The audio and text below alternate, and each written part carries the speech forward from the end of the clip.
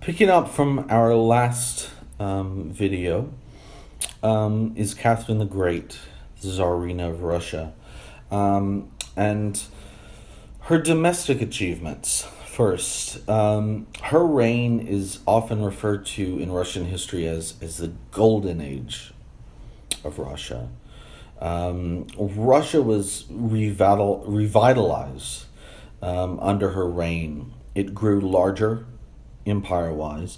It grew stronger, and it became, without a doubt, one of the five major powers of Europe under her reign. She had successful campaigns against, as I previously said, against Poland and that of the Ottoman Empire or Turkey. And as I previously said, she was very in line with the Enlightenment thinking of the time. She was a personal correspondent of Voltaire. She was an amateur opera singer. And she also created the Smolny Institute. Smolny, the Smolny Institute, which was the first state-financed higher education institution for women in Europe. That happened in Russia, which is, again, as this backward country, is extraordinary. It's really quite extraordinary. Catherine also built new hospitals, new schools. She introduced a new legal code, and she supported to a large degree religious tolerance. All of these Enlightenment ideals. She also created the first public library, I believe, not only in Russia but in Europe. It's still there. It's called the Russian National Library, and so she did extraordinary things for basically what you could say is a middle class didn't really exist, but a sort of an upper middle class, the nobility, and so on. However, you must understand that she did almost nothing, if not anything, for the majority, the 90% of Russians. That is to say that the vast majority of Russians were in the same position when she began her rule and when she ended her rule. They were serfs under a feudalistic system that looked very much like a medieval European society. And that would continue largely until even the 20th century, with the reign of the last Tsar of Russia, Nicholas II. Ultimately, though, Catherine increased both the power and prestige of Russia. And again, it became the Russian Empire. Truly was an expanding empire. Peter had expanded to the west and to the east, and Catherine had carried on that tradition by expanding farther into Europe, making it clear to the other European powers that Russia was now going to be a European power, and that's what it was. Our second figure is Joseph II, the ruler of the Austrian Empire and the Holy Roman Emperor. He was very influenced by the Enlightenment, and he decided to create certain reforms that would change the Austrian Empire. But he was considered a despot, an enlightened despot, in the sense that his reforms were very open-minded and very good for the majority of the people. But he enacted these certain laws and things without any appropriation from the nobles and those of the church. Remember, Austria is a Catholic country like France. His main aim was to make this empire, which was large and vast and included areas like the Netherlands and Spain. It was all over Europe. It was huge.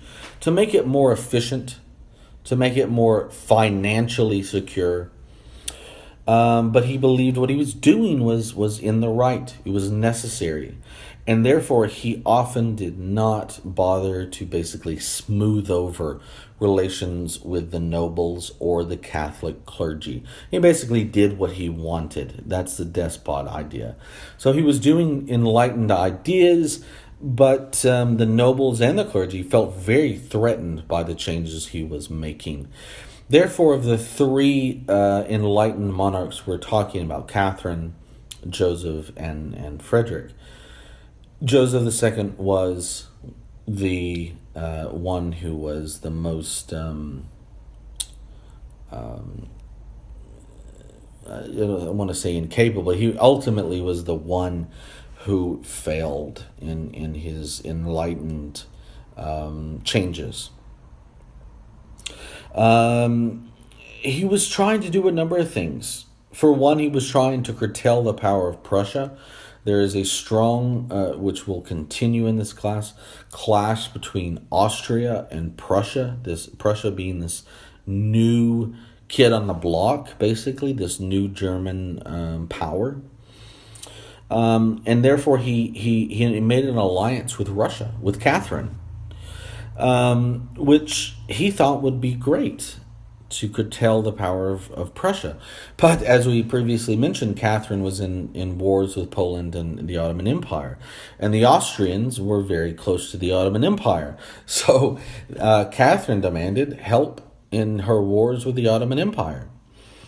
And this brought the Austrians into unwanted war that would have basically no gains for them. And it opened the door basically for more unrest within the area of Europe known as the Balkans, this very southern region. And so Joseph II was ultimately a failure in his desires to impose enlightened ideas. So of the three, Joseph did not succeed in his attempts for enlightened reforms.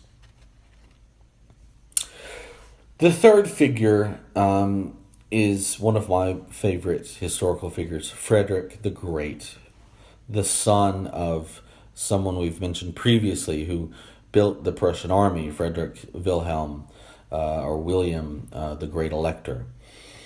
Frederick the Great grew up under his father's tutelage. His father was extremely terrible to him, basically. He beat him with a cane when he, as he felt it, disobeyed him.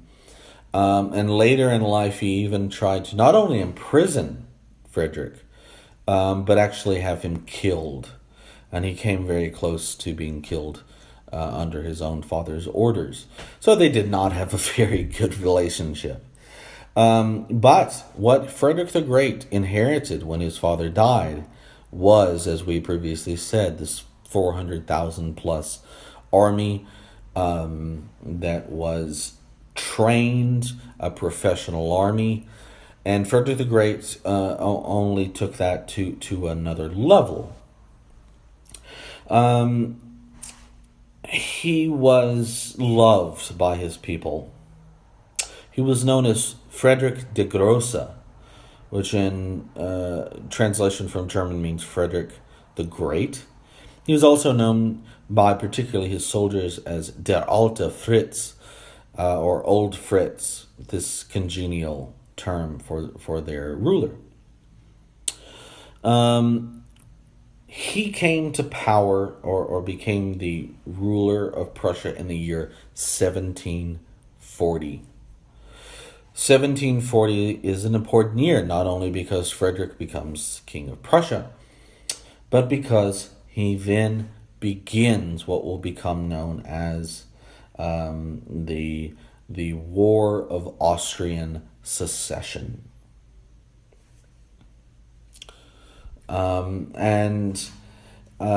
This was, there were many aspects to this war, but for us, it was definitely a precursor to the 7 Years' War.